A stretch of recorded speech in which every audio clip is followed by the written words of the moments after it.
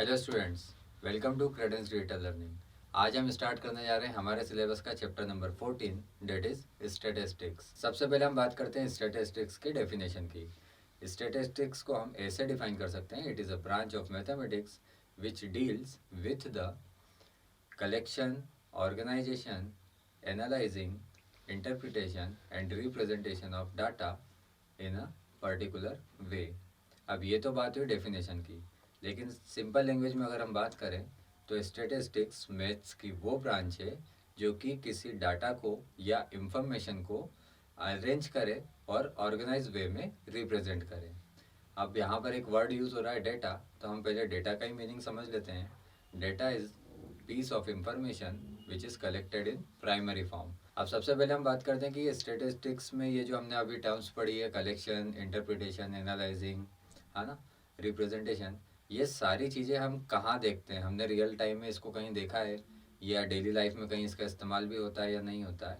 तो अभी आपने देखा होगा कि हमारे कंट्री में एज वेल एज पूरे वर्ल्ड में कोविड-19 स्प्रेड हुआ था। तो वहाँ पर हर कंट्री ने और WHO ने पूरे वर्ल्ड पर कुछ स्टेटिस्टिकल डाटास रिलीज़ किए थे।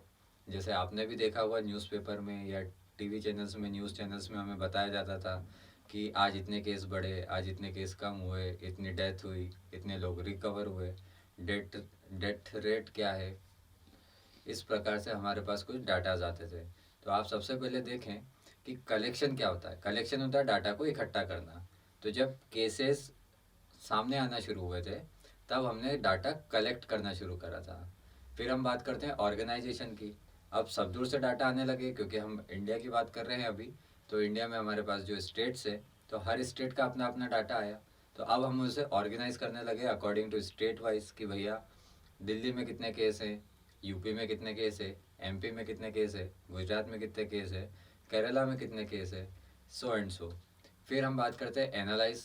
अब एनालाइजिंग किसके कहते हैं कि जो डाटा हमारे पास आया है हम उसको अब सेपरेट कर रहे हैं कि 18 ईयर्स से नीचे या 16 ईयर्स के नीचे के बच्चों की हम बात करें तो बच्चों में कितने केसेस आए, फिर 16 से लेकर के 40 तक के एज ग्रुप में कितने लोगों में केसेस आए, और 60 प्लस वाली एज में जो सिटीजन्स हैं उनमें कितने केसेस हैं। तो इसे कहते हैं एनालाइज करना। अब एनालाइज करने के बाद में हमने ये देखा कि एनालाइजिंग का दूसरा तरीका भी हो सकता है कि जो टोटल केसेस आए हैं उसमें से कितने लोग रिकवर हुए हैं और किस कारण से किसी की डेथ हुई है। अब हम बात करते हैं इंटरप्रिटेशन की। तो ये जो रिजल्ट आएगा एनालाइजेशन की प्रोसेस का उसे हम कहते हैं इंटरप्रिटेशन। अब लेट सपोज कि 0 से 16 ईयर्स का जो एज ग्रुप था इसमें हमने बोला कि डेथ रेट कम है। 16 से 40 तक का जो एज ग्रुप है, यहाँ पर जो लोग हैं इनमें सिम्टम्स तो क्लियर हो रहे हैं लेकिन डेथ रैंडमली नहीं हो रही है, मतलब वो रिकवर होने के चांसेस ज़्यादा हैं। लेकिन जो 60 से अबोव वाले एज ग्रुप के लोग हैं उनमें वो सिम्टम्स बहुत जल्दी से स्प्रेड हो रहे हैं और इन्फेक्शन के कारण उनकी डेथ बहुत रैंडमली हो रही है, मतलब उनकी इम्यूनिटी बहुत ज़्यादा वीक है। तो यहाँ से आपने एक कॉन्सेप्ट सुना होगा, जब ये स्प्रेड हुआ था कोरोना और बहुत ज़्यादा पीक पे था तब बोला जाता था कि हमें अपनी इम्यूनिटी को मेंटेन करना है। तो वो इस डाटा के बेसिस पर ही हमसे बोला गया था। एट लास्ट रिप्रेजेंटेशन, तो आपने देखा होगा कि हमें ग्राफ के थ्रू समझाया जाता था कि इतने तारीख को इतने केस थे, इतने तारीख को इतने केस थे, और वो एकदम से पीक पर चले गए थे क्योंकि रैंडमली एकदम से क्या हुआ था, स्पाइक आया था कि बहुत सारे केसेस मिलने लगे थे, जिसमें आपने देखा होगा कि 4 लाख से ज़्यादा केसेस एक दिन में आने लगे थे। फिर क्या हुआ था कि जब वैक्सीनेशन आया, वैक्सीनेशन होने लगा, अब वो ग्राफ धीरे धीरे डाउनवर्ड्स स्टार्ट हो गया था। तो यहाँ पर हम बोल सकते हैं कि हमने डाटा को इकट्ठा करा, मतलब कलेक्ट करा, ऑर्गेनाइज करा, ग्रुप्स में डिवाइड करा है उसको, फिर हमने उसको एनालाइज करा है कि उस डाटा का मीनिंग क्या है, फिर हमने उसका इंटरप्रिटेशन मतलब उससे कुछ कंक्लूजन्स को निकाला, और उसके बाद उस डाटा को हमने ग्राफिकली या चार्ट के फॉर्म में, या पाई चार्ट बोल सकते हैं आप, या बार बार ग्राफ बोल सकते हैं, इन फॉर्म में आपने रिप्रेजेंट करा। तो ये होता है स्टेटिस्टिक्स। अब ये आपने डेली लाइफ में बहुत सारी जगह देखा हुआ। एक एग्जांपल मैंने आपके साथ शेयर किया है, और भी एग्जांपल्स आपको यहाँ पर मिलेंगे। अब हम बात करते हैं कि डेटा जिसकी हम बात कर रहे हैं। अब ये डेटा क्या होता है? डेटा होता है collected information in the primary form. मतलब जो भी इंफॉर्मेशन या जिस चीज़ के बारे में आप इंफॉर्मेशन इकट्ठा कर रहे हैं उसको जब आप प्राइमरी फॉर्म, मतलब सबसे पहले आप क्या करेंगे, किसी भी चीज़ के लिए अगर जानकारी को इकट्ठा कर रहे हैं तो आपको उसको कहीं पर नोट डाउन करना होगा। तो बस वो जो नोट डाउन करने का तरीका है वो कहलाता है डेटा, कि आपने डाटा कलेक्ट कर दिया या इंफॉर्मेशन कलेक्ट करी है। अब ये डाटा दो ग्रुप्स में डिवाइडेड है, दो टाइप्स के आप डाटा को डिवाइड कर सकते हैं। एक आप देख रहे होंगे यहाँ पर, जिसका हमने नाम दिया अनग्रुप्ड डाटा, और एक को हमने नाम दिया यहाँ पर ग्रुप्ड डाटा। यहाँ कुछ एग्जांपल्स है, रैंडमली हमने यहाँ पर कुछ नंबर्स लिखे हैं। ये किसी भी चीज़ के नंबर हो सकते हैं, हो सकता है किसी बच्चे के या किसी क्लास के मार्क्स हो आउट ऑफ 50। तो यहाँ पर आपको दिख रहे होंगे कि हमने यहाँ पर कुछ लिस्ट ऑफ नंबर्स लिखी है, इसे हम बोलेंगे अनग्रुप्ड डाटा। और यहाँ पर आपको जो एग्जांपल दिख रहा है, यहाँ पर हमें मार्क्स और नंबर ऑफ स्टूडेंट्स का कॉलम दिख रहा है। तो यहाँ पर कुछ ग्रुप्स बने हुए आपको दिख रहे हैं कि 0 से 20, 20 to 40, 40 to 60, यहाँ पर कुछ ग्रुप्स हैं और उसके सामने यहाँ पर नंबर ऑफ स्टूडेंट्स लिखे हैं। इसका मीनिंग क्या हुआ कि जहाँ पर भी ग्रुप्स क्रिएट करते हैं, मतलब हम हमारे पास एक लार्ज अमाउंट का इंफॉर्मेशन हो, अगर बहुत बड़े नंबर्स हों अगर, है ना, तो हम वहाँ पर क्या करेंगे, ग्रुप्ड डाटा को यूज़ करेंगे। लेकिन जहाँ पर हमारे पास छोटी इंफॉर्मेशन है या बहुत कम लोगों की इंफॉर्मेशन है, तो वहाँ पर हम अनग्रुप्ड डाटा को यूज़ करते हैं। अब हम बात करते हैं आगे फ्रीक्वेंसी की। अब ये फ्रीक्वेंसी क्या होता है? फ्रीक्वेंसी का मतलब है कि number of times the value of observation occurs in the given information. अब हम ये बोल रहे हैं, जैसे आपने अभी एग्जांपल में देखा कि जो हमारे मार्क्स वाला कॉलम था वो था 0 से 20, और उसके सामने लिखा हुआ था नंबर ऑफ स्टूडेंट्स वाले कॉलम में 12। इसका मतलब क्या हुआ कि 0 से 20 तक के मार्क्स 12 स्टूडेंट्स ने ऑब्टेन किए। It means 12 is the frequency of the group 0 to 20, कि 0 से 20 के बीच में जो मार्क्स हैं वो कितनी बार आए होंगे, और 12 टाइम्स आए होंगे। तो ये चीज़ कहलाती है फ्रीक्वेंसी। अब हम आगे बात करते हैं क्लास इंटरवल की। तो यहाँ पर आपको कुछ ग्रुप्स बने हुए दिख रहे होंगे और आप इसकी डेफिनेशन भी यहाँ पर देख पा रहे होंगे। तो ये जो हमने यहाँ पर ग्रुप्स फॉर्म करे हैं ये कहलाता है क्लास इंटरवल।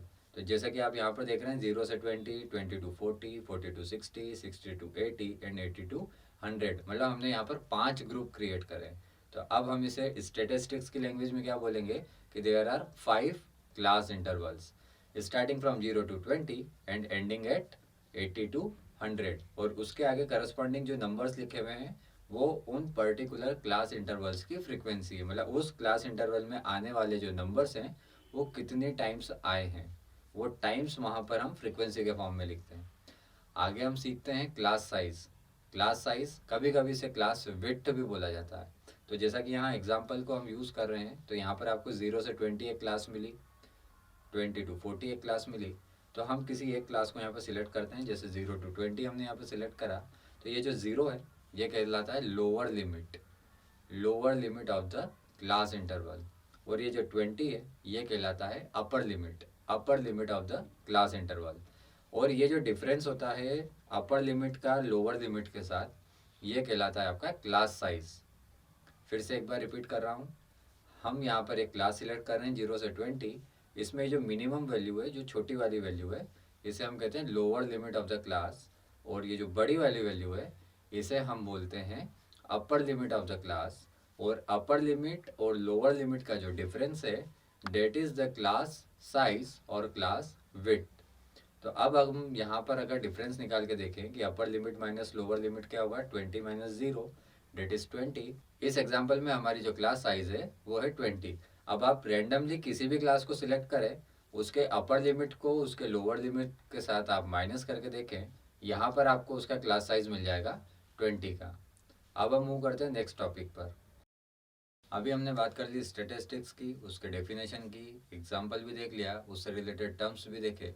अब हम बात करते हैं कि ये जो डाटा हम इकट्ठा करेंगे, इस डाटा को रिप्रेजेंट करने का तरीका क्या है, मतलब न्यूमेरिकली कोई ऐसी वैल्यूज़ होना चाहिए जिससे हम बता पाएँ कि इतने बड़े डाटा का हमारे पास कुछ यहाँ पर मीनिंग है। तो यहाँ पर जो हम इन डाटा को रिप्रेजेंट करते हैं वो 3 तरीके से रिप्रेजेंट करते हैं, मीन, मीडियन एंड मोड।